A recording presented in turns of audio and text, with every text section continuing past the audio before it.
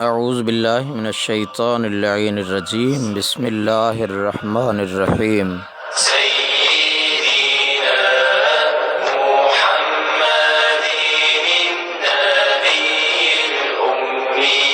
अवल्लल्लाहु अलीम आला आलम जोधणी क़ादिर पंहिंजी कुदरत सी क़ाइम आहे क़दीम वाली वाहिद वहदहू राज़िक़ रब रहीम सो साराह सचो धणी चई हमद हकीम करे पाण करीम थो जोड़ूं जोड़ जहान जी।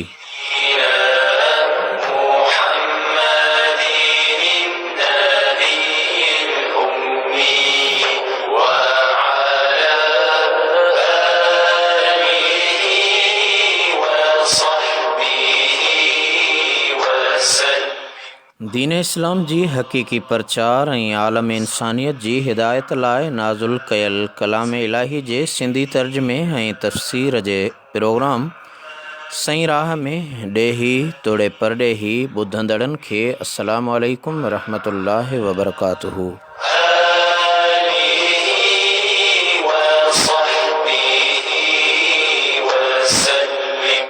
मां यहाँ हमारो मेज़बान ऐं प्रोग्राम पेशकार आजिज़ रहमतुल्लाह लाशारी ताहिरी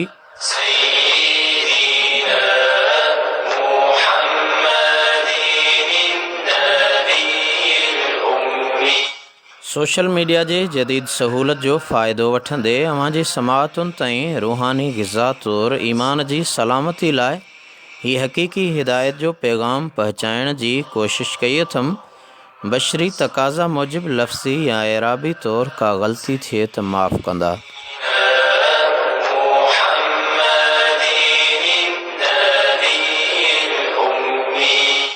असांजी सिंध धरतीअ जे हिन माए नाज़ ऐं बेबाक आलिम सुल्तानुल मुफ़स्सिरीन हज़रत अल्लामा अलहाज मुहम्मद इदरीस दाहिरी ताहिरी बख्शी क़ादरी नक्शबंदी मदनी शाज़ली दामत बरकातुहुल आलिया जे लिखियल सिंधी तर्जुमे ऐं तफ़सीर अहसनुल बयान फ़ी तफ़सीरुल क़ुरान जो जामे पैगाम अव्हां ताईं पहुचायां थो इन दुआ सां त अल्लाह करीम मुंहिंजो ॿुधाइण ऐं अव्हां जो ॿुधणु पंहिंजी बारगाह इलाही में मक़बूल ऐं मंज़ूर फ़रमाए।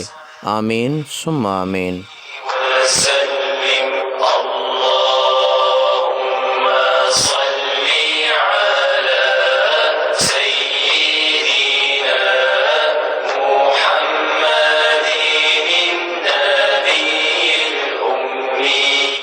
जी दोस्तों, प्रोग्राम आहे सईं राह ऐं सईं राह जे अॼोके हिन प्रोग्राम जे अंदरि 49 आयत खां 66 आयत ताईं तर्जुमो ऐं तफ़सीर कलाम पाक जो अव्हां जे समाअतुनि ताईं पहुचाइण जो इरादो रखां थो। अल्लाह ताला शल मक़बूल ऐं मंज़ूर फ़रमाए।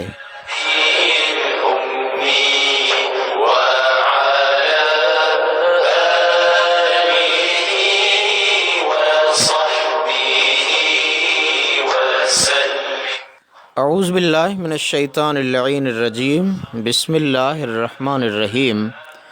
वइज़ नज्जैनाकुम मिन आलि फ़िरऔन यसुमूनकुम सूअल अज़ाबि युज़ब्बिहून अब्नाअकुम वयस्तहयून निसाअकुम वफ़ी ज़ालिकुम बलाउम मिर रब्बिकुम अज़ीम। ऐं यादि कयो जॾहिं छॾायोसीं अव्हां खे फ़िरऔननि खां जो चखाईंदा हुआ अव्हां खे बुरे क़िस्म जो अज़ाब।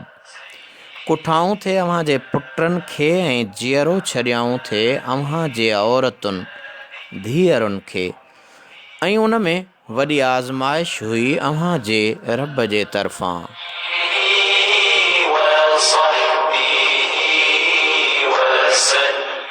दोस्तों, 49 आयत सूरतुल बक़रह जी तिलावत कई अथमि। उन जो तर्जुमो अव्हां ॿुधो। हाणे पाण तफ़सीर ॿुधण जी सम्झण जी कोशिश करियूं पिया।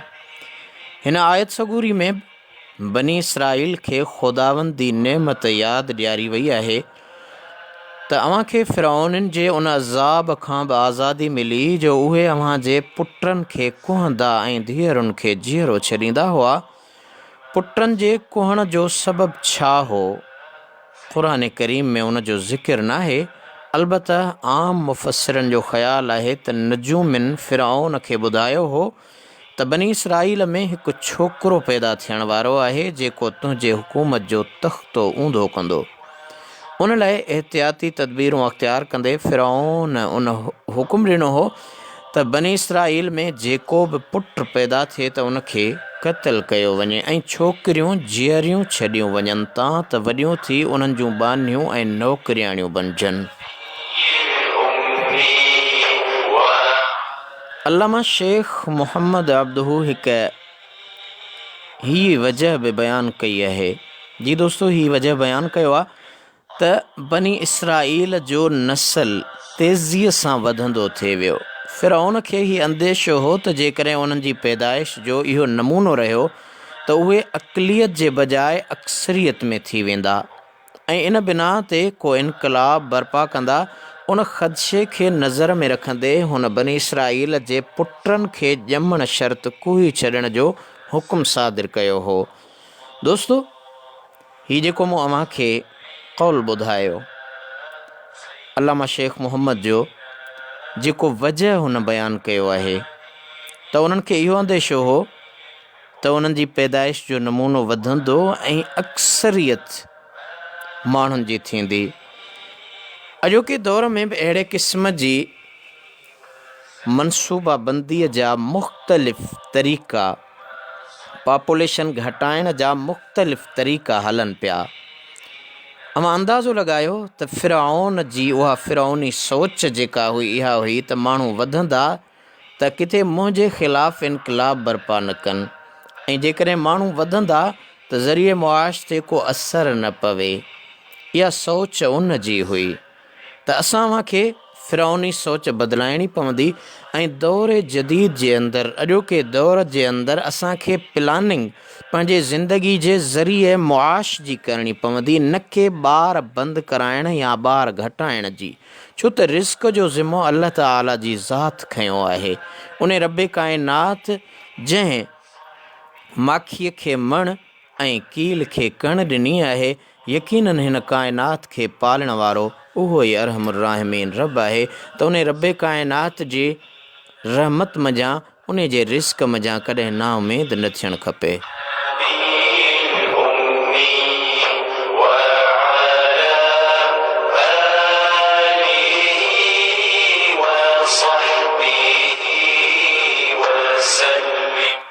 जी दोस्तों, पाण अॻी आयत पढ़ंदासीं, 50 आयत। वइज़ फ़र्रक़ना बिकुमुल बहर फ़अंजयनाकुम व अग़रक़ना आल फ़िरऔन व अंतुम तंज़ुरून। ऐं यादि कयो जंहिं वक़्तु चीरियो असां जे लाइ समुंड, पोइ छॾायोसीं अव्हांखे ऐं ॿोड़ियोसीं फ़िरऔननि खे, अव्हां ॾिसो पिया। दोस्तो, आयत जो तर्जुमो अव्हां ॿुधो। हाणे पाण तफ़सीर सम्झण जी कोशिशि करियूं। यानी अल्लाह ताला जे नेमतुनि मां हीअ नेमत बि आहे जो उन्हनि ज़ालिमनि फ़िरौननि खे, जेके काफ़ी ज़माने खां अव्हांखे ईज़ाईंदा हुआ, हमेशह जे लाइ ख़तमु करे अव्हांखे मुकमल आज़ादी बख़्शीसूं।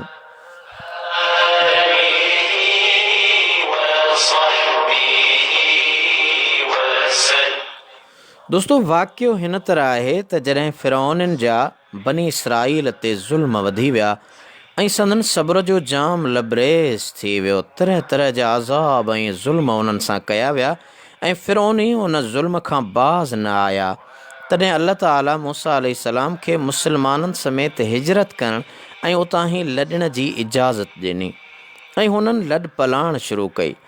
जॾहिं उन्हनि जे लॾ पलाण जी फ़िरौननि खे ख़बर पई त उन्हनि खे वधीक ख़तरो थियो ऐं सोचऊं त बनी इसराईल हिन वक़्त ताईं असांजी ग़ुलामीअ खां सवाइ कुझु बि न ॾिठो आहे ऐं कंहिं ॿिए मुल्क विया, जेकॾहिं असांजी हुकूमत मां निकिरी विया त थी सघे थो कंहिं हंधि वञी असांजे ख़िलाफ़ु को महाज़ ठाहीनि ऐं असांजूं मुख़ालिफ़ हुकूमतूं उन्हनि जो साथ ॾियनि।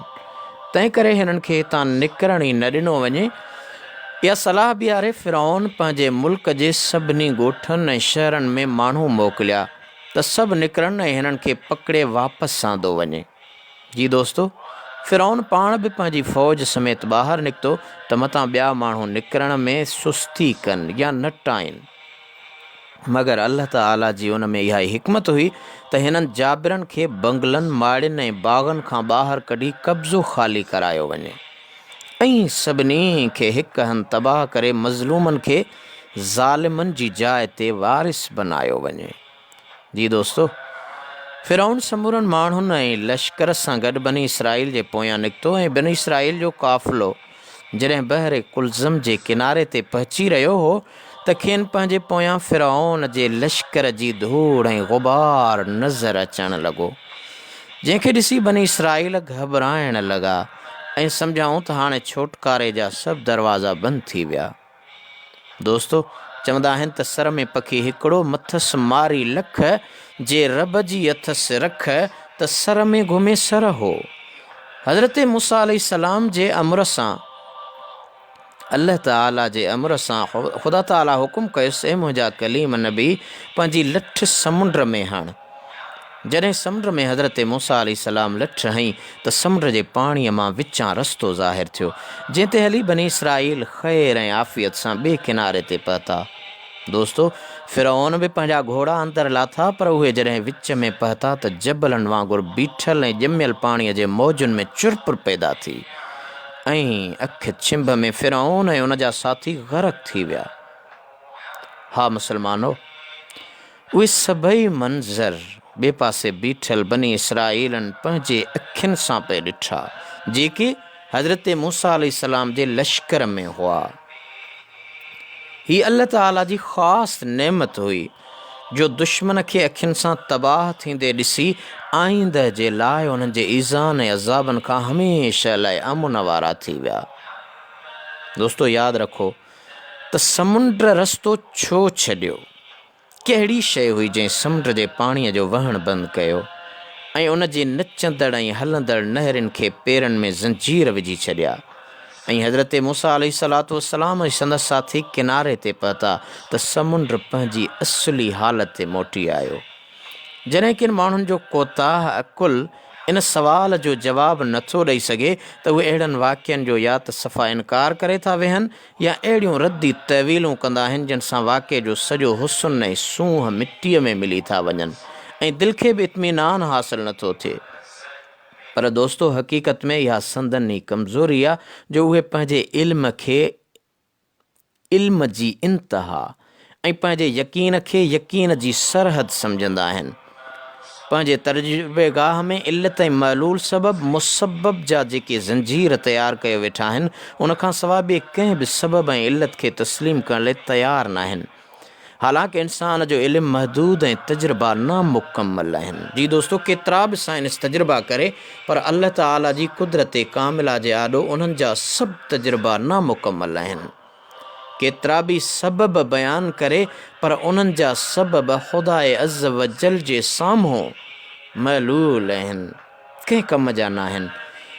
जी दोस्तो, केतिरा अहिड़ा कम जेके अॻ में इंसानु तस्लीम न कंदो हो, हाणे ख़ुदि उहे इस्तेमालु करे थो। अहिड़ी तरह अहिड़ा वाक़िया जिन लाइ असीं सोचे बि नथा सघूं, जॾहिं अल्लाह ताला ऐं उन जे प्यारनि सचनि नबीअनि सगोरनि अलैहिमुस्सलातु वस्सलाम बयानु फ़रमाया आहिनि त असांजे ईमान जी सलामती ऐं हक़ीक़त जे सुञाण जो रस्तो इहो आहे त असीं उन्हनि खे बिना देर जे चूं चुरा खां सवाइ तस्लीम कयूं। दोस्तो, यादि रखो, ॼाणणु घुरिजे मुसलमानो त हिन वाक़े जो क़ुर करीम में ज़िक्र थियणु नबी करीम सल्लल्लाहु अलैहि वसल्लम जन जे नबूवत जे सदाकतुनि जो वॾो दलील आहे, छो त सैयदना नबी नामदार सल्लल्लाहु अलैहि वसल्लम जन जो उम्मी हुजणु ऐं दुनिया जे कंहिं बि ज़ाहिरी मदरसे या स्कूल कॉलेज में न पढ़ण जे बावजूदु अहिड़नि अहम वाक़िअनि खे बयानु करणु बग़ैर वही जे कीअं थी सघंदो। हिन वाक़े मां इहो बि सबक़ु मिले थो त अल्लाह ताला जे हुक्म जी मुखालफ़त करण वारो दुनिया ख़्वा आख़िरत में बदबख़्त ऐं महरूम आहे। ॿिन्ही जहान जी सादत उनखे नसीब थींदी जेको अल्लाह ताला जो फर्मा बरदार ऐं संदसि नबीअनि सगोरनि अलैहिमुस्सलातु वस्सलाम ऐं उन्हनि ते नाज़ुल कयल किताबनि जी ताबेदारी कंदो। जी दोस्तो, हाणे पाण अल्लाह ताला जे कलाम इलाही सूरे बकरह जी 52 आयत तिलावत कयूं था ऐं उन जो तर्जुमो ॿुधंदासीं ऐं उन खां पोइ तफ़सीर।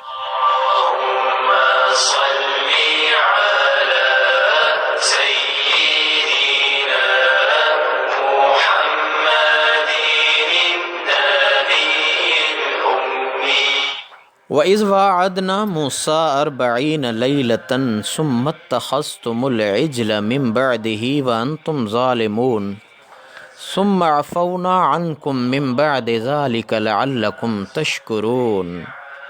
ऐं यादि कयो जॾहिं वाइदो कयो असां मूसा सां 40 रातिनि जो, उनखां पोइ बनायो अव्हां गाबे खे मअबूद ऐं अव्हां उन वक़्तु ज़ुल्म कंदड़ हुआ। पोइ माफ़ कयोसूं अव्हांखे उन ज़ुल्म खां पोइ बि तव्हां त शुकुर कयो।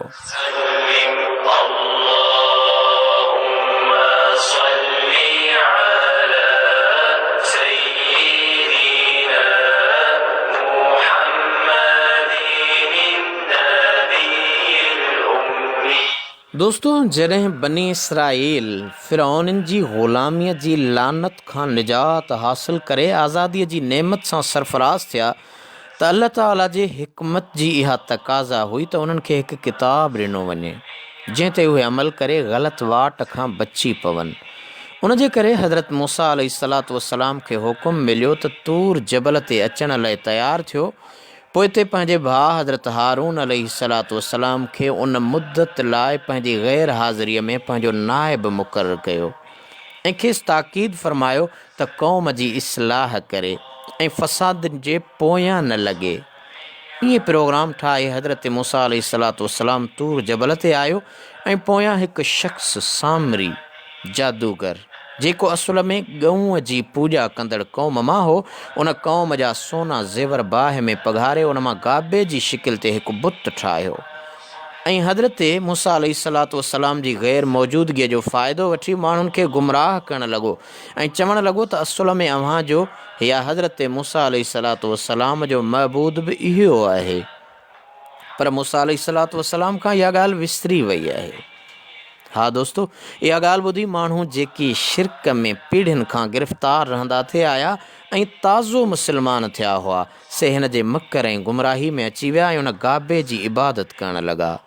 हज़रत हारून अलैहिस्सलातु वस्सलाम उन्हनि खे घणो सम्झायो त हीउ अव्हां जे लाइ वॾो फितनो खड़ो कयो वियो आहे, हिन खां बचो। हीउ हथ जो ठाहियलु गाबो जेको पाण पंहिंजे ठहण में ॿियनि जे रहम ऐं करम जो मुहताज आहे, सो अव्हां जो महबूद, अव्हां जो ख़ुदा कीअं थो थी सघे?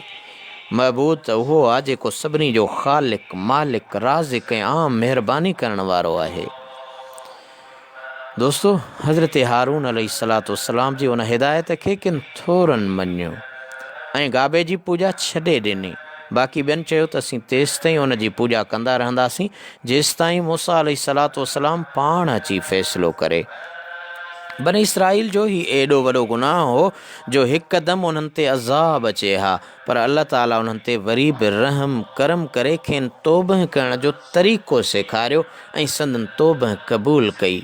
त हिन आयत में बनी इसराईल खे उहा ॻाल्हि यादि ॾियारी वई आहे। जी दोस्तो, उन्हनि कीअं तौबह कई इहो अॻिए आयत में अव्हां तफ़सीर ऐं तर्जुमे अंदरि ॿुधी सघंदा।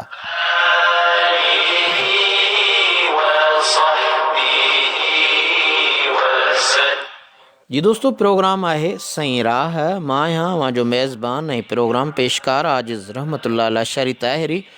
क़ुरान पाक जी सूरे बकरह जो तर्जुमो ऐं तफ़सीर अव्हां खे ॿुधायां पियो। अॼोके हिन प्रोग्राम में पाण 49 आयत खां क़ुरान करीम जी तिलावत शुरू कई आहे।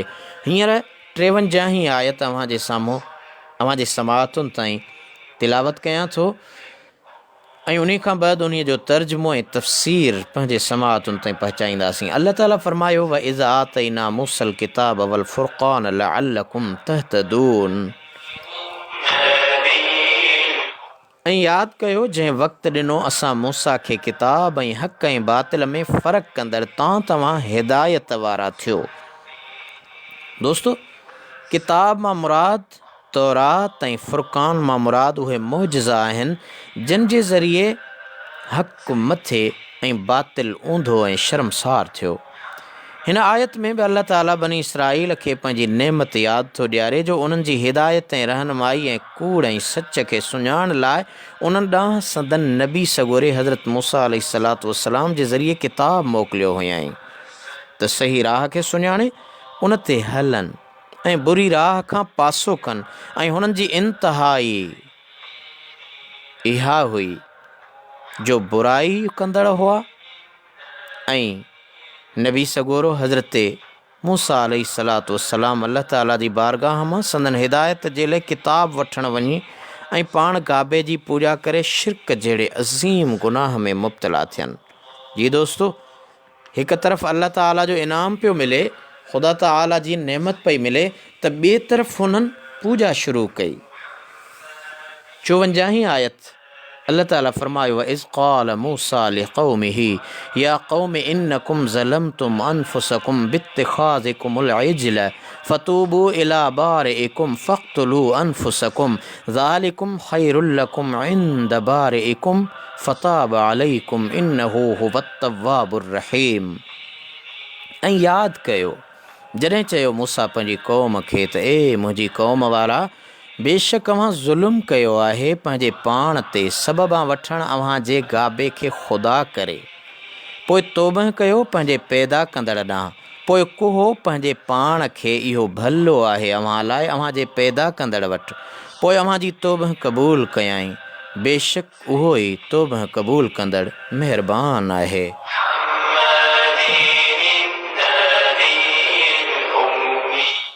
दोस्तों, जॾहिं हज़रत मूसा अलैहिस्सलातु वस्सलाम जन जे तूर जबल खां वापसी थी त गाबे जे पुजारियुनि खे पंहिंजी बेवकूफ़ीअ जो अहसासु थियो ऐं तौबह करण लाइ तयारु थिया।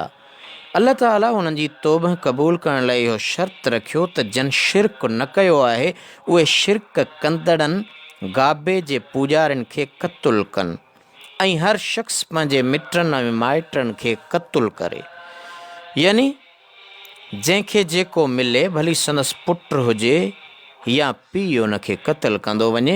इन तरह सभिनी अमल कयो ऐं अल्लाह ताला उन्हनि क़ातिलनि ऐं मक़तूलनि सभिनी खे बख़्श करणु फरमायो। जी दोस्तो, उन वाक़े में केतिरा क़त्ल कया विया इन बारे में मुख़्तलिफ़ रवायतूं आहिनि। हिकु रवायत हीअ आहे त क़ातिल 12,000 ऐं मक़तूल 70,000 हुआ। तफ़सीर नई में लिखियो आहे त उहे क़त्ल करण वारा उन्हनि खे क़त्ल करण वारा जन गाबे जी पूॼा कई हुई।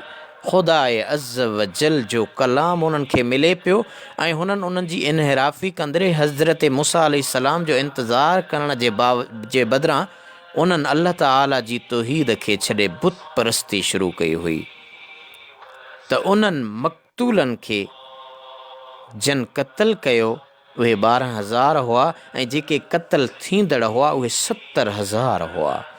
दोस्तो, ॾिसो शिरक जो केॾो अज़ीम गुनाह आहे।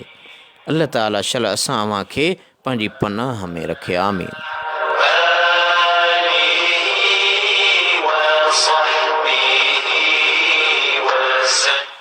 जी दोस्तों, किन मुफ़स्सिरनि वरी इन मां सिर्फ़ु मुजाहिदा रियाज़तूं ऐं नफ़्स खे मुतमइन बनाइण मुराद वरितो आहे ऐं ज़ाहिरी क़त्ल खे नापसंद करार ॾिनो आहे, मगर ज़ाहिरी क़त्ल जो इनकार करणु सही न आहे, छो त उन्हनि बनी इसराईलनि जे गुनाह जे नमूने खे ॾिसणो आहे। उन्हनि जो उहो गुनाह सिर्फ़ु मज़हबी गुनाह न, पर उन सां गॾु हिकु क़िस्म जी सियासी बग़ावत बि हुई, छो त मिस्र मां हिजरत करण खां पोइ फ़लस्तीन में उन्हनि जी नई हुकूमत जंहिं बुनियाद ते क़ाइमु थी रही हुई उहो तौहीद जो अक़ीदो हो ऐं तौहीद जो इनकार हक़ीक़त में उन रियासत जो इनकार हो जंहिंखे खुली बग़ावत ऐं सरीह गद्दारी चइजे।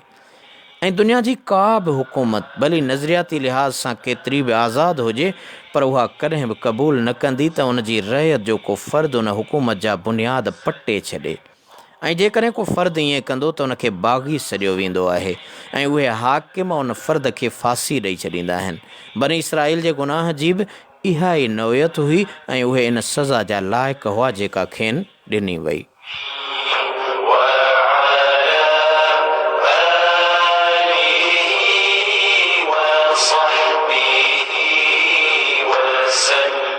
जी दोस्तो, हाणे पाण सूरे बक़रा जी 55 56 आयत सगोरी तिलावत कयूं था। वइज़ क़ुल्तुम या मूसा लन नुअमिन लक हत्ता नरल्लाह जहरतन फ़अख़ज़तकुमुस्साइक़तु वअन्तुम तंज़ुरून सुम्म बअसनाकुम मिन बअदि मौतिकुम लअल्लकुम तशकुरून। ऐं यादि कयो जॾहिं चयो अव्हां त ए मूसा हरगिज़ न ईमान आणींदासूं तो ते तां जो ॾिसूं अल्लाह खे ज़ाहिर ज़हूर, पोइ पकड़ियो अव्हां खे विझ ऐं अव्हां ॾिसी रहिया हुआ। अव्हां खां पोइ ज़िंदह करे उनखां पोइ ज़िंदह करे उथारियोसूं अव्हां खे अव्हां जे मरण खां पोइ तव्हां शुक्रगुज़ार बणिजो। दोस्तो, हिन वाक़े में हिक तरफ़ अल्लाह ताला जी नेमत जो ज़िक्र आहे त ॿिए तरफ़ मुनकरनि जे लाइ तंबीह ऐं तहदीद आहे। सूरत जी शुरूआत में ख़ुदा तरस, ईमानदार ऐं हिदायत वारनि जी पहिरीं सिफ़त इहा बयानु थी त युमिनून बिल ग़ैब, अणॾिठे ते ईमान आणनि था ऐं काइनात जी आयात खे ॾिसी पंहिंजे ख़ालिक खे सुञाणनि ऐं मञनि था। बल्कि हर इंसान जेकॾहिं पंहिंजे वजूद में ग़ौर कंदो त क़ादिर जी कुदरत जूं निशानियूं ऐं महिरबानियूं ॾिसी खेनि मञिणो पवंदो त को संदसि धणी ऐं मालिक आहे जंहिं हिन ते इहे महिरबानियूं कयूं आहिनि। ईमान बिल ग़ैब इंसान जी फितरी तक़ाज़ा आहे, मगर बनी इसराईल ते जाहिलियत जो पुराणो असरु अञा बीठो हो ऐं पंहिंजे साम्हूं का न का शइ ॾिसी उनखे पूॼण उनजी तबीअत सानिया बणिजी चुकी हुई। उहे अल्लाह ताला ते अणॾिठो बिल ग़ैब ऐं उनजे नबी हज़रत मूसा अलैहिस्सलातु वस्सलाम ते ऐं क़यामत ते ईमान त आणे चुका हा। तंहिं हूंदे बि जाहिलियत जे पुराणे असर जे करे इंसानी फितरत जे ख़िलाफ़ हज़रत मूसा अलैहिस्सलातु वस्सलाम जे आॾो नामुनासिब सवाल करे वेठा त असांखे ज़ाहिर ज़हूर अल्लाह ताला जो दीदार करा जंहिंजो तूं रसूल आहीं। जी दोस्तो, ही सवाल अल्लाह ताला जे शान महबूदियत जे ख़िलाफ़ हो। पाण मथनि विझ मोकिलियई जिन सवाल कयो हो ऐं उन्हनि जे मथां विझ किरी ऐं सवाल करण वारा सभु ख़तमु थी विया। ऐं बाज़ी रवायतुनि में आयो आहे त जॾहिं हज़रत मूसा अलैहिस्सलातु वस्सलाम तौरात खणी आयो ऐं खेनि फरमायईं त हीअ अल्लाह ताला जो किताब आहे, उन में अव्हां लाइ हुकुम आहिनि, अहकाम आहिनि, त उन्हनि चयो त असीं इहा ॻाल्हि तेसि ताईं न मञींदासूं जेसि ताईं अल्लाह ताला खे ज़ाहिर ज़हूर न ॾिसूं ऐं पाण असांखे न चवे त हीउ मुंहिंजो किताबु आहे। अल्लाह ताला तोसां ॻाल्हाए थो, असां सां छो नथो ॻाल्हाए। दोस्तो, इन ॻाल्हि करण खां पोइ रब काइनात विझ खड़काई ऐं हज़रत मूसा अलैहिस्सलाम जे साम्हूं अखियुनि साम्हूं रूबरू उहे इंसान जन अहिड़े क़िस्म जो मुतालबो कयो, अल्लाह ताला विझ मोकिली खेनि ख़तमु कयो ऐं उहे 70 माण्हू हुआ। उहे 70 माण्हू जी दोस्तो काफ़र न हा, मुनकर न हा, अहले ईमान हा, मूसा अलैहिस्सलातु वस्सलाम जी उम्मत में हुआ। हज़रत मूसा अलैहिस्सलाम दुआ घुरी, ओ मुंहिंजा मौला, मां तुंहिंजो कलीम आहियां, इन्हनि खां इहो गुनाह थी वियो आहे, मुंहिंजा मौला मुंहिंजी दुआ जे सदके इन्हनि खे वरी जीअरो कर, हाणे अहिड़ो गुनाह न कंदा।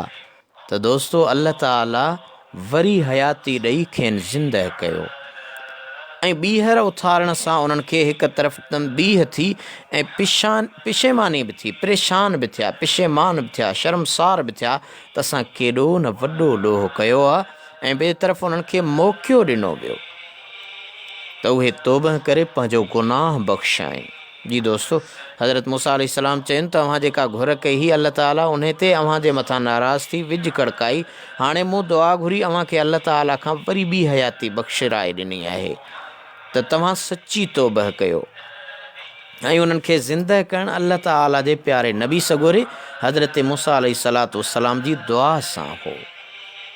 जी दोस्तो, उन दुआ जो ज़िक्र सूरह आराफ़ जे 19 रुकुअ जे अंदरि 9 पारे में ज़रूरु अव्हां जे समाअतुनि ताईं पहुचाईंदासीं।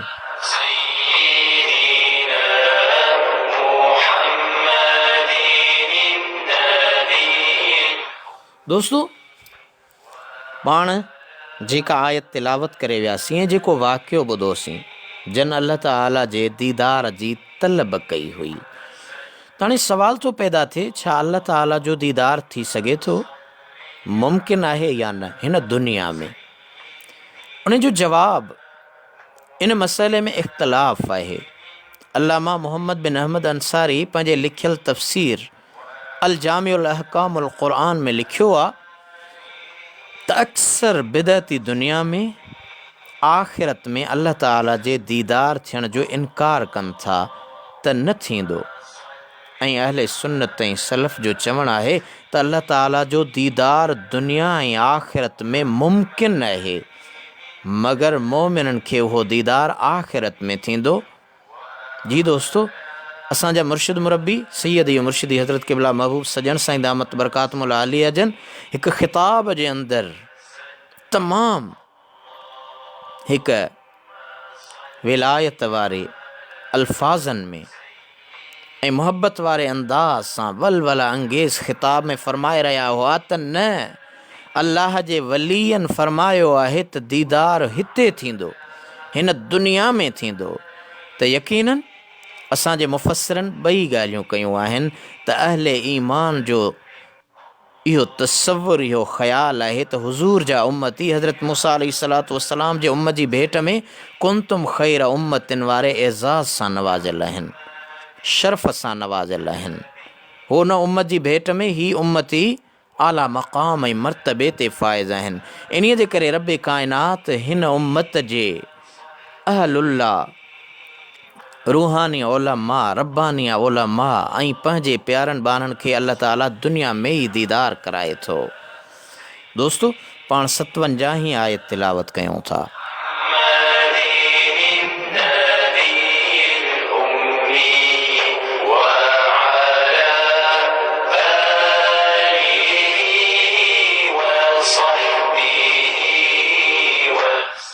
वज़ल्ललना अलैकुमुल गमाम व अंज़लना अलैकुमुल मन्न वस्सलवा कुलू मिन तय्यिबाति मा रज़क़नाकुम वमा ज़लमूना वलाकिन कानू अनफुसहुम यज़लिमून। ऐं छांव कई असां अव्हां ते ककरनि जी, ऐं लाथोसूं अव्हां ते मन ऐं सलवा। खाओ अव्हां पाक शयुनि मां जेके अव्हां खे रिज़्क़ करे ॾिनियूं अथऊं, ऐं न ज़ालिम थियो, न ज़ुल्म कयाऊं असां ते, ऐं पर पंहिंजनि सिरनि ते पाण ते ज़ुल्म कयाऊं।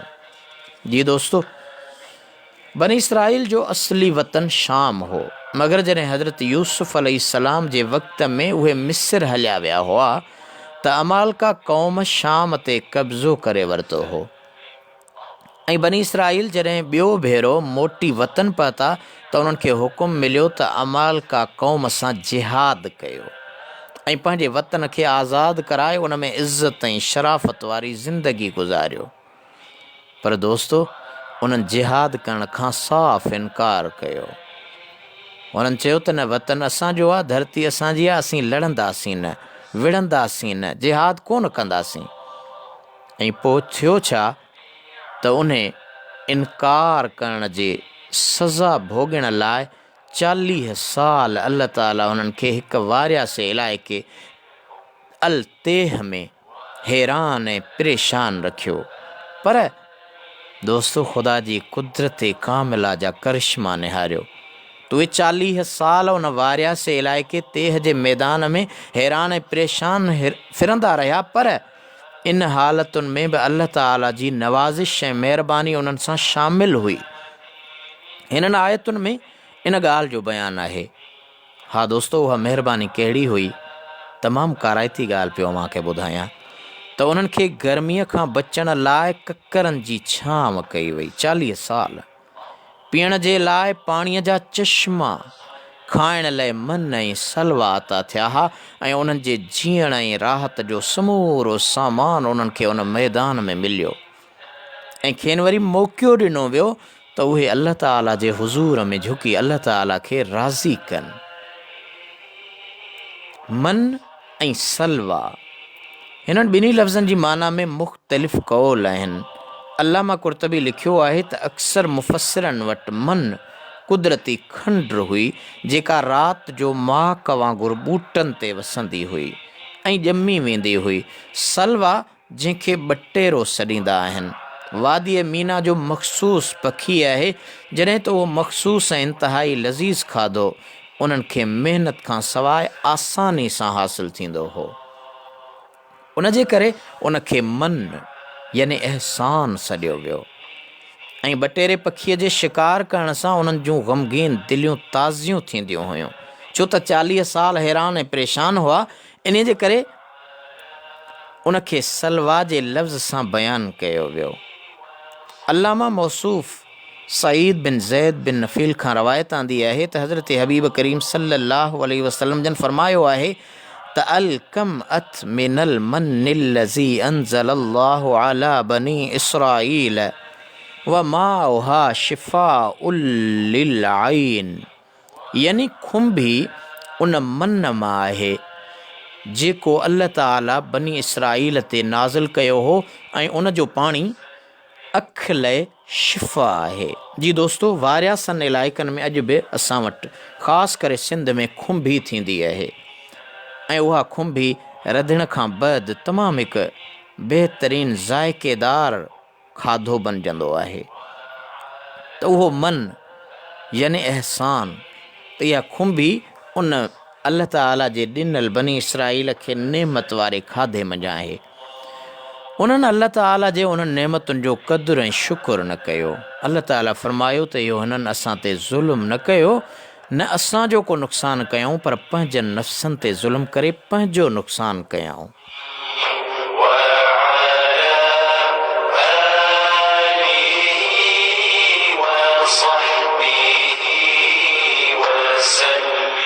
जी दोस्तों, 58 आयत सूरे बकरह जी। वइज़ क़ुल्ना उद्ख़ुलू हाज़िहिल क़रियत फ़कुलू मिन्हा हैसु शिअ्तुम रग़दन वद्ख़ुलुल बाब सुज्जदन वक़ूलू हित्ततुन नग़फ़िर लकुम ख़तायाकुम वसनज़ीदुल मुहसिनीन। ऐं यादि कयो जॾहिं फरमायोसूं त दाख़िल थियो हिन ॻोठ में, पोइ खाओ उन मां जिते बि घुरो कुशादो, ऐं दाख़िल थियो दरवाज़े खां सजदा कंदड़, ऐं चओ त असांजा गुनाह कहिड़ा आहे त बख़्शिश कयूं अव्हां खे अव्हांजा गुनाह, ऐं सिघो ई वधाईंदासूं नेकिन खे।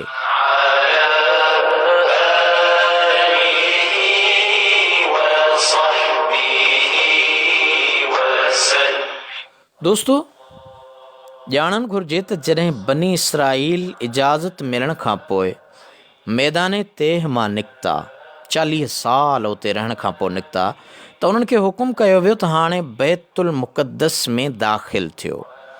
उते अव्हां लाइ मुख़्तलिफ़ क़िस्मनि जूं नेमतूं आहिनि ऐं जेकी वणेव सो इस्तेमालु कयो।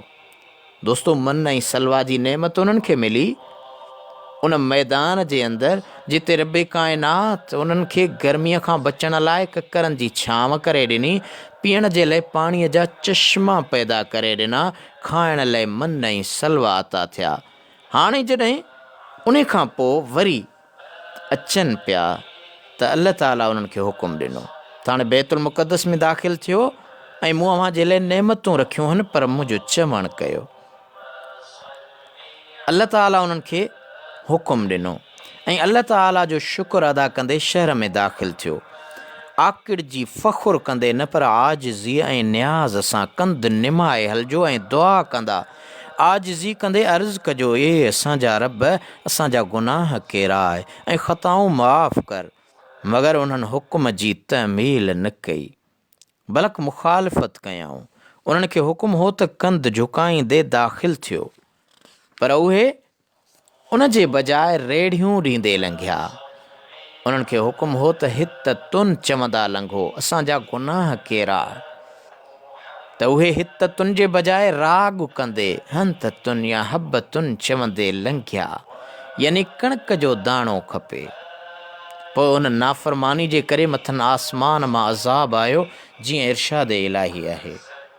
जी दोस्तो, 59 आयत सूरे बकरह जी। फ़बद्दल लज़ीन ज़लमू क़ौलन ग़ैर लज़ी क़ील लहुम फ़अंज़लना अलल्लज़ीना ज़लमू रिजज़म मिनस्समाइ बिमा कानू यफ़्सुकून।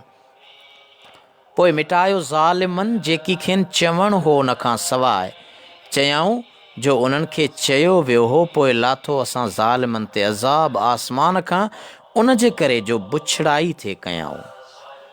दोस्तो, हिन आयत सगोरी मां साबित आहे त जेकी माण्हू अल्लाह ताला जे दीन मतीन ऐं शरीयत पाक जे अहकाम खे मेटीनि था, उहे अज़ाब जा मुस्तहिक़ आहिनि। अल्लाह ताला पंहिंजे प्यारे हबीब सल्लल्लाहु अलैहि वसल्लम खे जेका शरीयत अता कई आहे, उन ते हलण सां ई हक़ हासिल थींदो।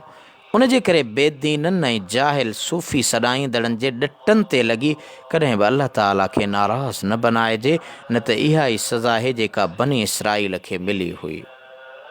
वइज़ इस्तस्क़ा मूसा लिक़ौमिही फ़क़ुल नदरिब बिअसाकल हजर फ़नफ़जरत मिन्हु इस्नता अशरत ऐना क़द अलिम कुल्लु उनासिम मशरबहुम कुलू वशरबू मिर रिज़्क़िल्लाहि वला तअसौ फ़िल अर्दि मुफ़्सिदीन।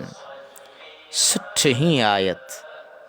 ऐं यादि कयो जॾहिं पाण घुरियो मूसा अलैहिस्सलाम पंहिंजी क़ौम लाइ, पाणीअ जी तलाश कयईं, पाणीअ जी तलब कयईं। पोइ चयोसूं त हण तूं पंहिंजी लठ पथर खे, पोइ वया उन मां 12 चश्मा। तहक़ीक़ सुञातो सभिनी माण्हुनि पंहिंजे पीअण जी जाइ खे, खाओ ऐं पीओ अल्लाह जे रिज़्क़ मां ऐं न पखिड़िजो ज़मीन में फ़साद कंदड़। बनी इसराईल खे ही वाक़ियो तेह जे मैदान में पेश आयो हो। जी दोस्तो, पहिरीं जेको अर्ज़ करे चुको आहियां, तुते मैदान ते रहंदड़ हुआ जिते मन ऐं सलवा खेनि मिलियो हो, ऐं एॾा कुर्ब अल्लाह ताला उन्हनि ते ककरनि जी सूरत में कया। उन मैदान जी ॻाल्हि आहे। बनी इसराईल उन वारियासे मैदान में पाणीअ जी किल्लत जे करे घणी तकलीफ़ में हुआ, ऐं उन्हनि हज़रत मूसा अलैहिस्सलातु वस्सलाम खे दुआ लाइ अर्ज़ु कयो। पाण दुआ घुरियऊं त अल्लाह ताला खेनि हुकुम फ़रमायो, तव्हां पंहिंजी लठ उन पत्थर ते हणो जेको अव्हां सां गॾु आहे। पाण उनखे लठ हयाऊं त उन मां पाणीअ जा 12 चश्मा वही हलिया, जेके संदन क़ौम जे 12 कबीलनि लाइ काफ़ी हुआ। हज़रत इब्न अब्बास रज़ियल्लाहु अन्हुमा खां रवायत आहे त बनी इसराईल जे लाइ तेह जे मैदान में मथां झुड़ कयो वियो, ऐं खाइण जे लाइ मन ऐं सलवा लाथा विया, ऐं अहिड़ो कुदरती इंतज़ाम कयो वियो जो उन्हनि जा कपिड़ा न थे पुराणा थिया ऐं न मेरा। ऐं उन्हनि जे विच में हिकु चोरस पत्थर रखियो वियो हो, ऐं हज़रत मूसा अलैहिस्सलातु वस्सलाम खे हुकुम कयो वियो हो त उनखे लठ हणे। उन सां उन जे हर हिकु पासे खां 3 चश्मा वही निकिता हा, ऐं बनी इसराईल जे 12 कबीलनि मां हर हिकु कबीले जे लाइ हिकु चश्मो मुक़ररु कयो वियो। जेॾांहुं वेंदा हुआ त उहो पत्थर उन्हनि सां गॾु हूंदो हो। जी दोस्तो, अल्लामा पीर करम शाह अल अज़हरी लिखियो आहे त उहो पत्थर अञा ताईं सीना जे निमाइशी जज़ीरे में मौजूदु आहे।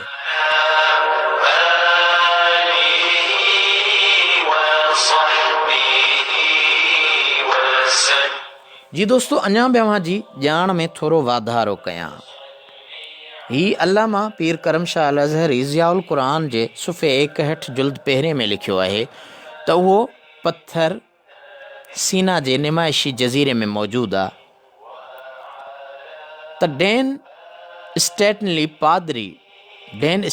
पादरीअ 19वीं सदीअ जे विच में बाइबल जे मुक़दस मक़ामनि जी जग़राफ़ियाई तहक़ीक़ जे लाइ पाण फ़लस्तीन जो सैर कयो हो, ऐं पंहिंजे मुशाहिदात ऐं तहक़ीक़ शाया कराई हुआईं।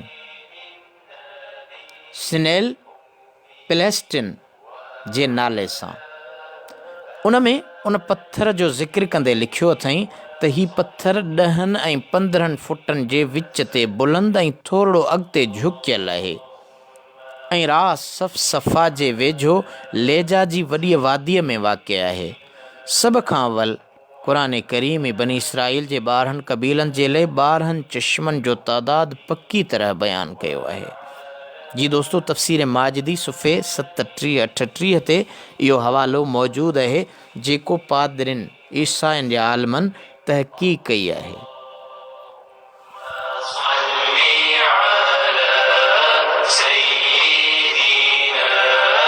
हाणे पाण 61 आयत तिलावत करियूं था। वइज़ क़ुल्तुम या मूसा लन नस्बिर अला तआमिन वाहिदिन फदउ लना रब्बक युख़रिज लना मिम्मा तुंबितुल अर्द मिन बक़लिहा व क़िस्साइहा व फ़ूमिहा व अदसिहा व बसलिहा क़ाल अतस्तब्दिलूनल्लज़ी हुव अदना बिल्लज़ी हुव ख़ैर इहबितू मिस्रन फ़इन्न लकुम मा सअलतुम वदुरिबत अलैहिमुज़्ज़िल्लतु वल्मस्कनह वबाऊ बिग़ज़बिम मिनल्लाह ज़ालिक बिअन्नहुम कानू यकफ़ुरून बिआयातिल्लाह वयक़्तुलूनन नबिय्यीन बिग़ैरिल हक़्क़ ज़ालिक बिमा असव व कानू यअतदून।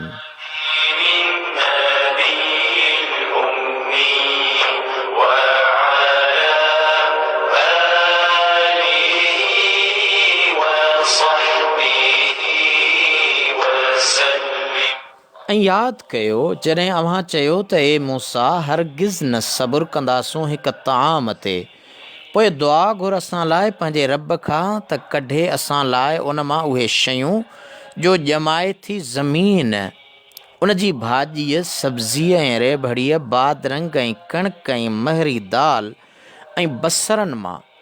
फरमायाई त छा मिटाए था वठो उनखे जो इहा घटि आहे उन जे बदिले में, जो इहा भली आहे। लही वञो कंहिं शहर में, पोइ बेशक अव्हां लाइ उते मौजूदु आहे जेकी घुरियुव, ऐं हई वई उन्हनि ते ज़िल्लत ऐं मिसकीनी ऐं वरिया अल्लाह जे ॾमर हेठां। इहो उन जे करे जो बेशक उन्हनि नथे मञियो आयतुनि अल्लाह जन खे, ऐं शहीद थे कयाऊं नबीयनि खे, ऐं नाहक इहो उन सबबां जो बेफ़रमानी कंदा ऐं हद खां लंघंदा हुआ।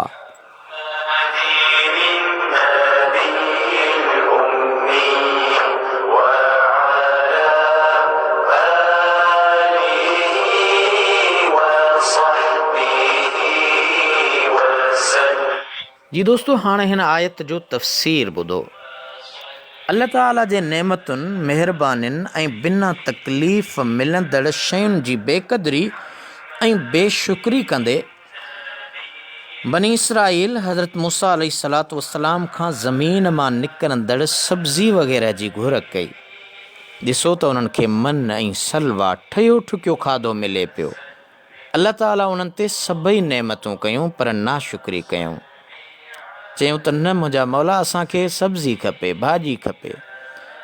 ऐं दोस्तो, उन्हनि जो हुसूल महिनत खां सवा मुश्किल आहे, छो त उन्हनि शयुनि जे पैदा थियण लाइ ज़मीन हुजे, उन खां पोइ उन में हर हलाए ॿिज छटे, ज़मीन बि आबाद हुजे, उन खां पोइ संभाल करे गुड ॾेई आख़िर में लुणे, पोइ रधे तयारु कजे। रधण में बि केतिरी महिनत ऐं ख़र्च थिए थो। उन्हनि शयुनि ऐं अल्लाह ताला जे तरफ़ां तयारु थी मिलंदड़ शयुनि में केॾो फ़र्क़ु आहे, पर हुननि पाण सख़्ती घुरी वरिती त अल्लाह ताला बि मथनि सख़्ती कई। ऐं इहो अल्लाह ताला जो क़ानून आहे। जीअं अबू दाऊद शरीफ़ में हज़रत अनस रज़ी अल्लाह ताला अन्हु खां रवायत आहे त रसूलुल्लाह सल्लल्लाहु अलैहि वसल्लम जन फरमायो, ला तुशद्दिदू अला अनफुसिकुम फयुशद्दिदिल्लाहु अलैकुम। यानी पंहिंजे पाण ते सख़्ती न कयो। मिशकात शरीफ़ जी हदीस आहे त पंहिंजे पाण ते सख़्ती न कयो, पोइ अल्लाह ताला बि अव्हां ते सख़्ती कंदो।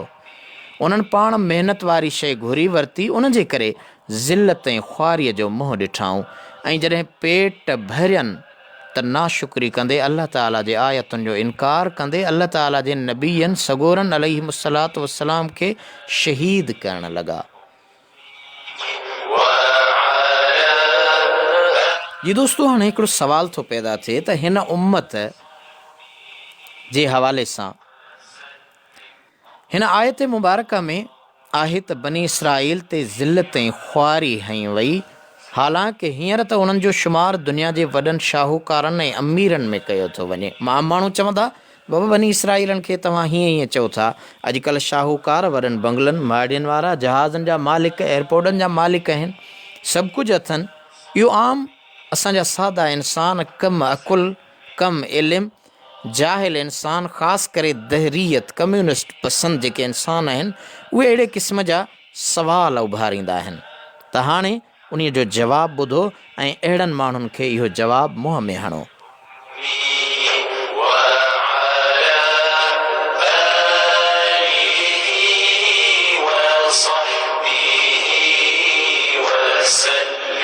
दोस्तो, हिन आयत में ज़िल्लत ऐं मिसकीनीअ जो यहूदियुनि ते हुजणु साबित आहे, पर ॿी आयत में उन जी वज़ाहत हिन तरह आयल आहे, ضربت عليهم الذلة أينما ثقفوا إلا بحبل من الله وحبل من الناس। यानी उहे यहूदी हमेशह ज़लील ऐं हक़ीर रहंदा।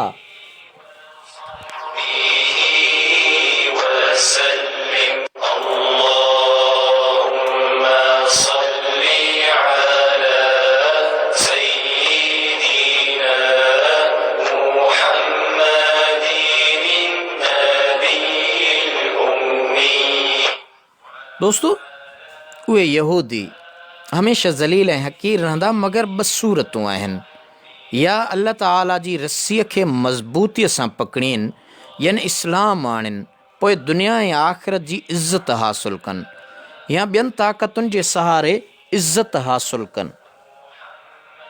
जीअं मौजूदा दौर में यहूदी पावरफुल त कोन्हनि, पंहिंजे पेरनि ते बीठल कोन्हनि, उहो अमेरिका ऐं बरतानिया जे सहारे हुकूमत क़ाइमु कयो वेठा आहिनि। त इहा बि हिकु क़िस्म जी ज़िल्लत आहे, रुसवाई आहे, मिसकीनी आहे, पाण मज़बूती न आहे।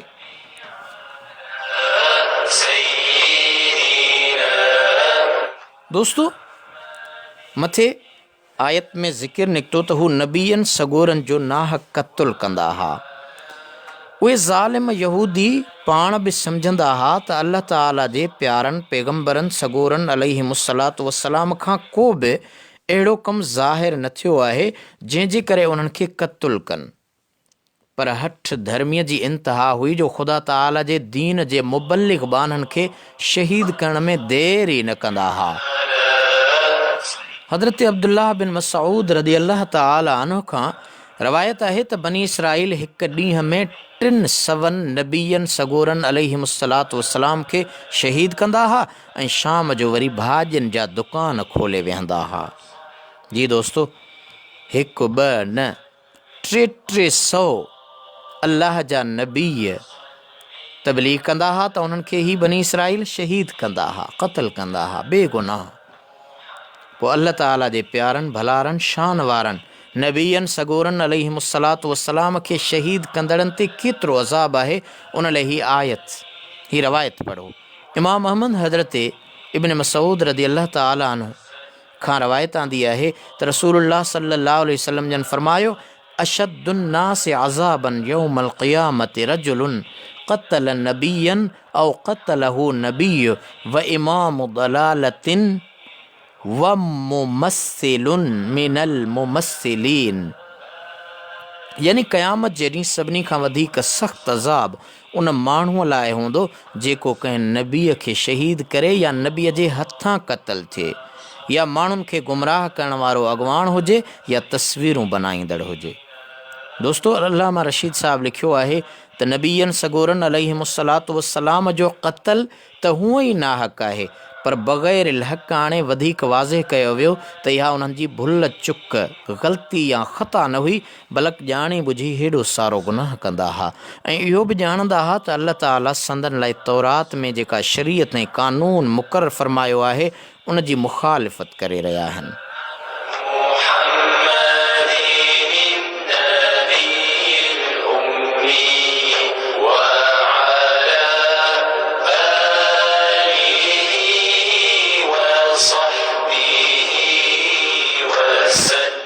जी दोस्तों, हाणे 62 आयत पाण तिलावत कयूं था, उन जो तर्जुमो ऐं तफ़सीर। इन्नल्लज़ीन आमनू वल्लज़ीन हादू वन्नसारा वस्साबिईन मन आमन बिल्लाहि वल यौमिल आखिर व अमिल सालिहन फलहुम अजरुहुम इंद रब्बिहिम वला खौफुन अलैहिम वला हुम यहज़नून। बेशक उहे शख़्स जन ईमान आंदो ऐं उहे जो यहूदी थिया ऐं नसारा ऐं साबई जंहिं बि ईमान आंदो अल्लाह ते ऐं क़यामत ते ऐं कयाई चङा कम, पोइ उन्हनि लाइ उन्हनि जो अजुर आहे उन्हनि जे रब वटि ऐं न आहे को ख़ौफ़ उन्हनि ते ऐं न उहे ग़मगीन थींदा।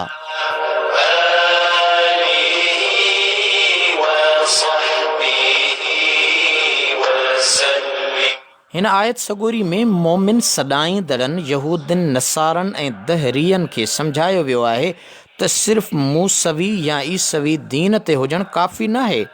सभिनी दीननि जो जामे ऐं आख़िरी दीन मुहम्मदी दीन आहे।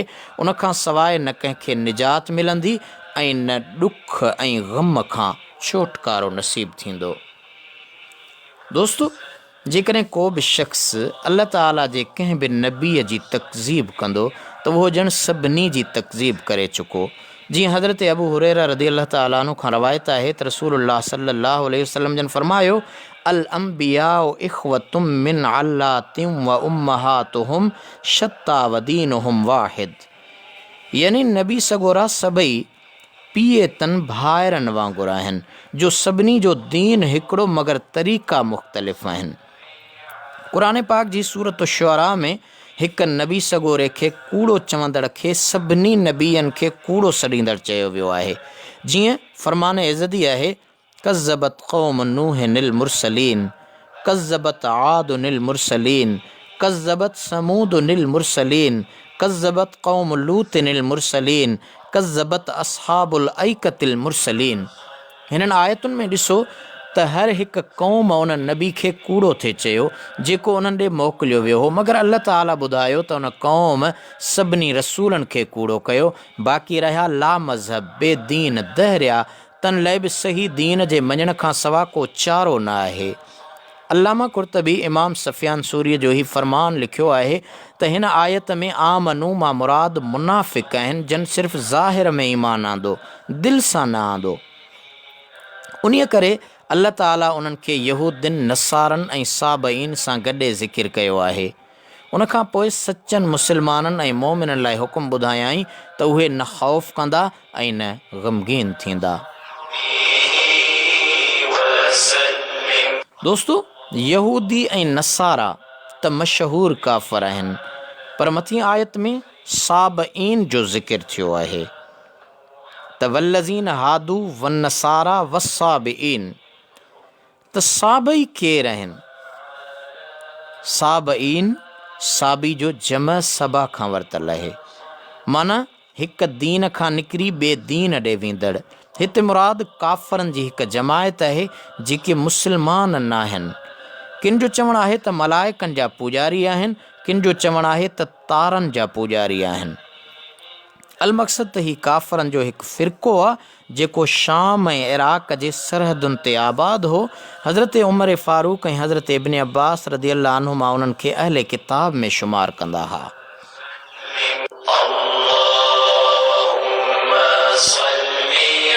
जी दोस्तों, पाण अॻिते तिलावत करियूं था, व इज़ अख़ज़ना मीसाक़कुम व रफ़अना फ़ौक़कुम तूर ख़ुज़ू मा आतैनाकुम बिक़ुव्वतिन वज़्कुरू मा फ़ीहि लअल्लकुम तत्तक़ून सुम्म तवल्लैतुम मिन बअदि ज़ालिक फ़लौला फ़ज़्लुल्लाहि अलैकुम व रहमतुहु लकुन्तुम मिनल ख़ासिरीन।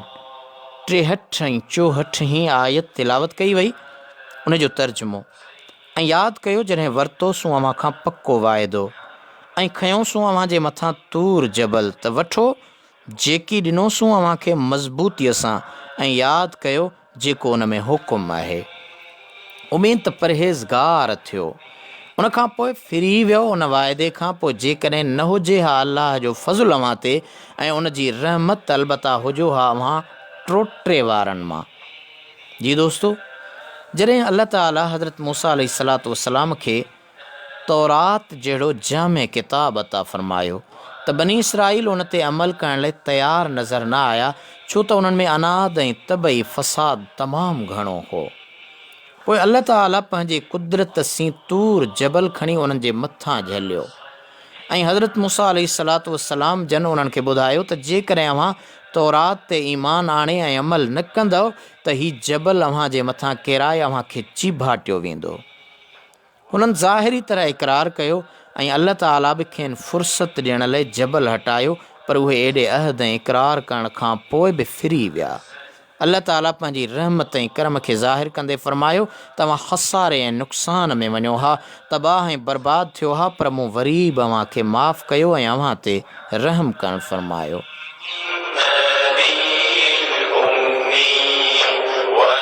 जी दोस्तो, तूर आम जबल खे बि चयो वेंदो आहे। लिसानुल अरब लिखियो आहे, किन आलमनि उन मां मुराद उहो मख़सूस जबल वरितो आहे जंहिं ते हज़रत मूसा अलैहिस्सलातु वस्सलाम खे तौरात शरीफ़ मिलियो हो, मगर वधीक सही कौल इहो आहे त उन मां मुराद मुतलिक़ जबल आहे, को बि जबल आहे।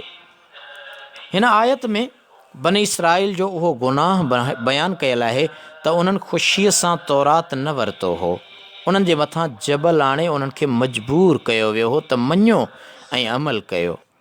पर जेको बि शख़्स अल्लाह ताला जे नाज़ुल कयल किताब ते अमल नथो करे, उहो ॼण त उनखे क़बूल नथो करे, जीअं असांजे केतिरनि मुस्लमाननि अल्लाह ताला जे ॾिनल किताब ते अमल करणु छॾे ॾिनो आहे। जी दोस्तो, अवां ॾिसो पिया हाणोके दौर में, मौजूदा दौर में असांजा मुस्लमान मोमिन हुज़ूर जा उम्मती केतिरा त तिलावत बि कोन कंदा आहिनि, के तिलावत कनि था पर अमल कोन था कनि।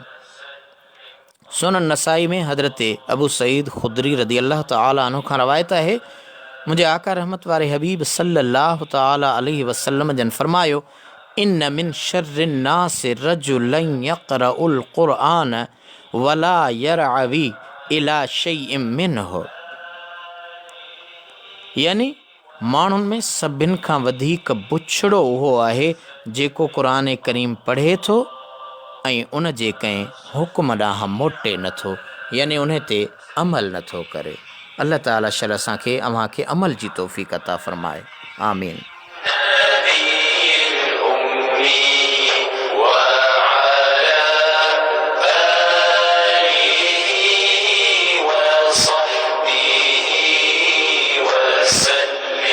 जी दोस्तों, हाणे पाण 65 ऐं 66 ही आयत तिलावत करियूं था। वलक़द अलिमतुमुल्लज़ीना अतदौ मिनकुम फ़िस्सब्ति फ़क़ुलना लहुम कूनू क़िरदतन ख़ासिईन फ़जअलनाहा नकालन लिमा बैन यदैहा वमा ख़ल्फ़हा व मौइज़तन लिलमुत्तक़ीन। ऐं बिलाशक ॼाणे वरितो अव्हां उन्हनि खे जो हद खां लंघिया अव्हां मां छंछर जे ॾींहं जे बारे में, पोइ चयोसीं उन्हनि खे त थी पओ बांदर नुक़सान में पवंदड़, पोइ बनायोसीं उन वाक़े खे इबरत उन्हनि जे अॻियनि लाइ ऐं पोयनि लाइ ऐं नसीहत करे परहेज़गारनि जे लाइ।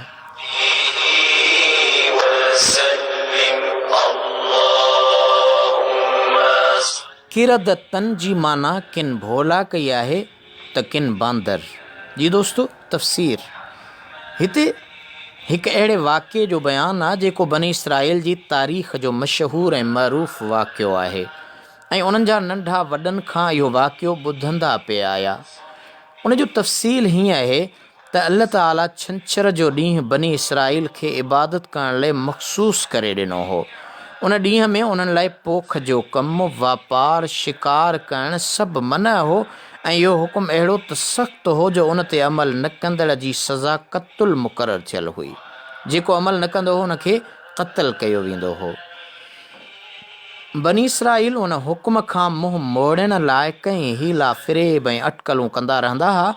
दरिया जे किनारे ते खॾा खणी उन्हनि खे नंढियुनि नालियुनि जे ज़रिए दरिया सां मिलाए छॾियाऊं ऐं जॾहिं छंछर जे ॾींहुं दरिया में मच्छियूं ज़ाहिर थींदियूं हुयूं त उहे उन्हनि नालियुनि जा मुंहं खोले छॾींदा हुआ। तॾहिं पाणीअ जे वहकिरे जे ज़ोर सां कई मच्छियूं उन्हनि खॾनि में ईंदियूं हुयूं त उन्हनि जे मुंहं खे बंदि करे आचर जे ॾींहुं अची उहे मच्छियूं कढंदा हुआ।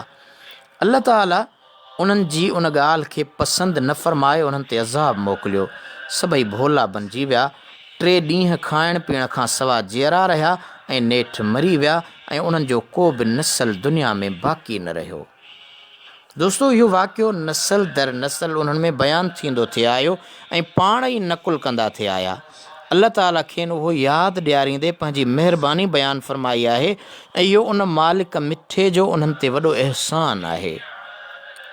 असब ते छंछरु उन जी असुलु माना आहे कपिणु ऐं छंछर खे सबत उन जे करे चयो वेंदो आहे जो अल्लाह ताला ख़ल्क़ जी पैदाइश जो सिलसिलो आचर ते शुरू करे जुमे ते पूरो करणु फ़रमायो हो, यानी पूरनि 6 ॾींहंनि में, जीअं मुतअद्दिद आयतुनि में ज़िक्र थियल आहे। केतिरनि आयतुनि में अव्हां क़ुर करीम में पढ़ी सघो था।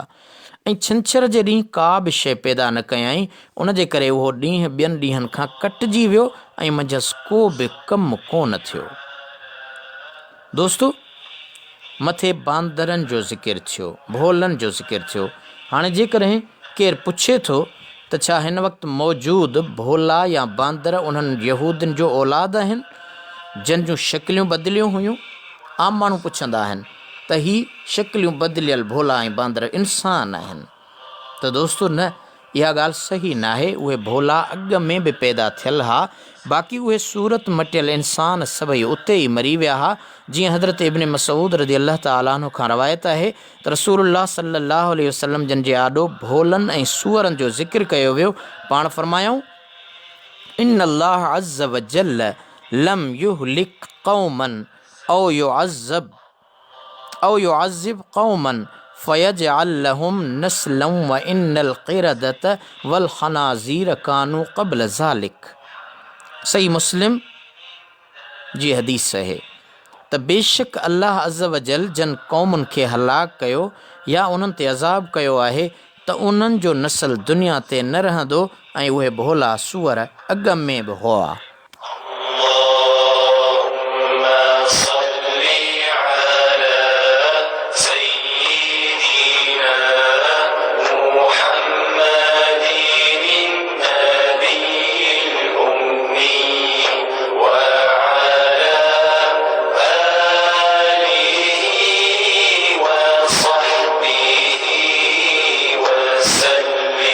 जी दोस्तों, प्रोग्राम सही राह है। मां यहाँ हमारा जो मेज़बान आजिज़ रहमतुल्लाह लाशारी ताहिरी।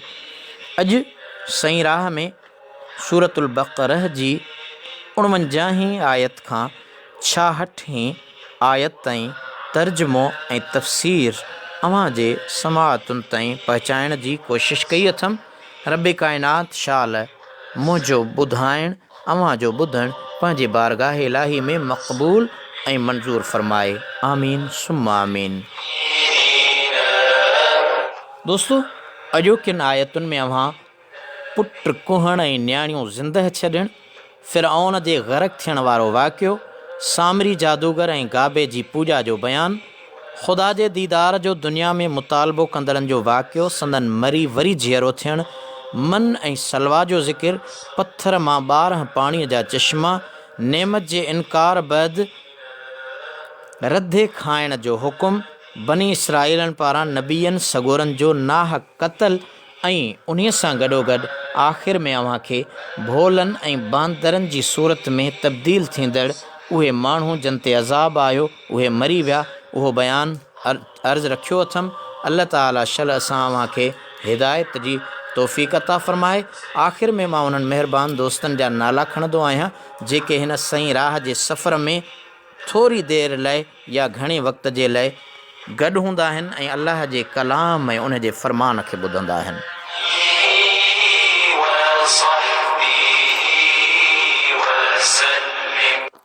मोहतरम जोखियो नईम साहब ही असां सां गॾाब कराची खां हमेशह कुल्हो ॾियण ऐं तोड़ निभाइण हिन दोस्त जो फ़र्ज़ु हूंदो आहे, सॼे प्रोग्राम में गॾु हूंदो आहे।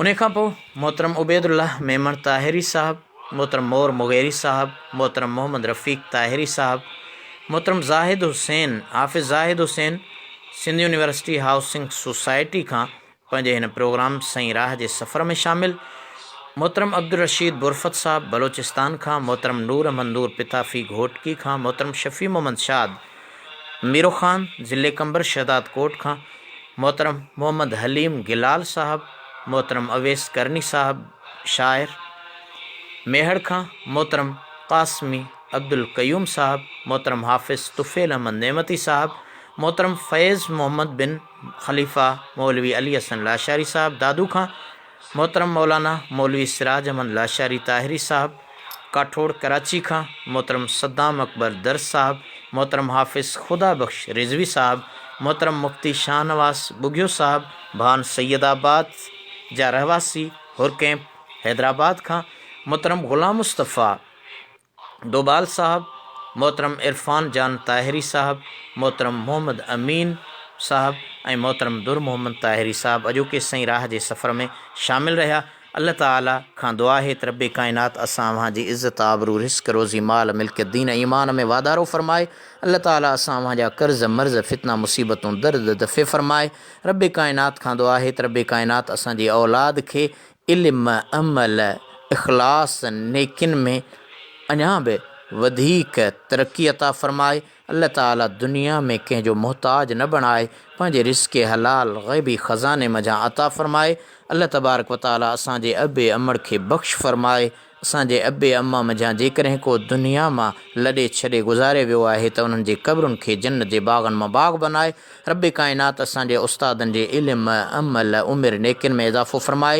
हिन मुफ़स्सिर क़ुरान जंहिं ही हेॾो सारो जाम तफ़सीर सवली सिंधीअ में असां ऐं अव्हां खे ॾिनो आहे, रब्बे कायनात उन्हीअ जे इन महिनत खे मक़बूल ऐं मंज़ूर फ़रमाए। इन महिनत मझां असां अव्हां सभिनी खे फ़ाइदो हासिल करण जी तौफ़ीक़ अता फ़रमाए। व आख़िर दवाना अनिल हम्दुलिल्लाहि रब्बिल आलमीन।